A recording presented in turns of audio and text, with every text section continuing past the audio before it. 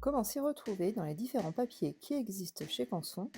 Aujourd'hui, on va découvrir plusieurs gammes de papiers que propose Canson, à quel médium ils sont destinés et quel rendu on peut avoir avec. On commence tout de suite avec le papier Aquarelle XL, ici en format carnet spirale. On est sur un papier en 300 grammes avec un grain fin, mais pour les besoins de la vidéo, j'ai découpé un carré dans chaque papier que j'ai collé sur une grande feuille afin qu'on puisse mieux voir les différences et les rendus de chaque gamme. Donc ici, comme on est sur un papier aquarelle, je vais travailler au feutre aquarelle, mais vous pouvez également travailler avec de l'aquarelle traditionnelle. Il peut supporter des petites quantités d'eau, mais attention, ce n'est pas un papier professionnel. Cependant, il est idéal pour s'entraîner et il est sans acide. Et son grain fin est polyvalent pour différentes techniques aquarelles. Passons au papier illustration Bristol. Ce papier a pour caractéristique d'être très lisse. Il n'a donc aucune texture et son papier est très blanc. Il est parfait pour les dessins précis et détaillés. On peut travailler au marqueur mais aussi au liner ainsi qu'à la plume. Et pour la colorisation de cet oiseau, on va utiliser les feutres à alcool. Attention cependant, l'alcool traverse le papier Bristol qui n'est pas imperméable. Mais pour autant, il ne fait pas d'effet buvard sur la pointe de votre feutre, ce qui permet de ne pas l'user plus vite que prévu. On peut aussi travailler en superposition et au crayon de couleur.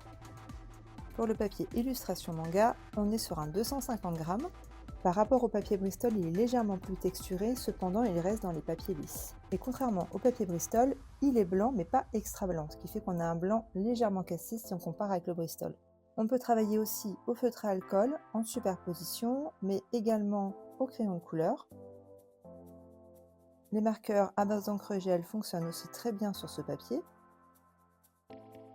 Et on peut utiliser les marqueurs peinture également. Ici les marqueurs acryliques de rouge et play. On peut travailler en superposition également sans que le papier bouloche ou s'abîme. Dans la gamme Graduate, on va prendre le Multitechnique en 200 grammes. Lui, il a un grain léger et il est bien blanc au niveau de la couleur. Pour celui-ci, on part sur un perroquet, mais avant, je commence à poser quelques feuilles à dorer. L'avantage du Multitechnique, c'est justement de pouvoir multiplier les techniques dessus sans problème.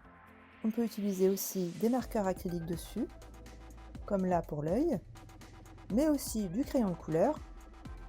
Cependant, n'oublions pas que son grain est léger, donc on aura un peu plus de texture. Pour le bec, j'utilise aussi les crayons de couleur que je vais travailler en superposition. Et là, on voit que le papier supporte très bien. Il ne s'abîme pas du tout, même quand on superpose plusieurs couches de matière. Là, j'utilise des stylos à encre gel. Puis je repasse au marqueur acrylique que je vais même travailler en plusieurs couches en superposition.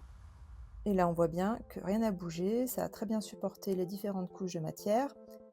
Et maintenant, on passe au mi-teinte Velvet, qui est un papier en 430 grammes, adapté surtout au pastel sec, mais aussi aux techniques humides.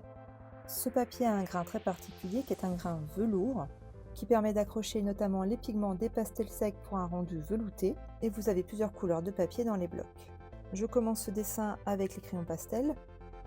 On voit que ça accroche très bien le pigment, sans faire de poudre tout autour du dessin, et en plus on peut travailler en superposition sans que le papier sature. Et je ne sais pas si vous avez vu sur la couverture, mais fixer son pastel avec un fixatif n'est pas obligatoire pour ce papier. Évidemment, on peut travailler aussi avec les blocs de pastel, mais également au fusain, même si je ne le montre pas sur la vidéo.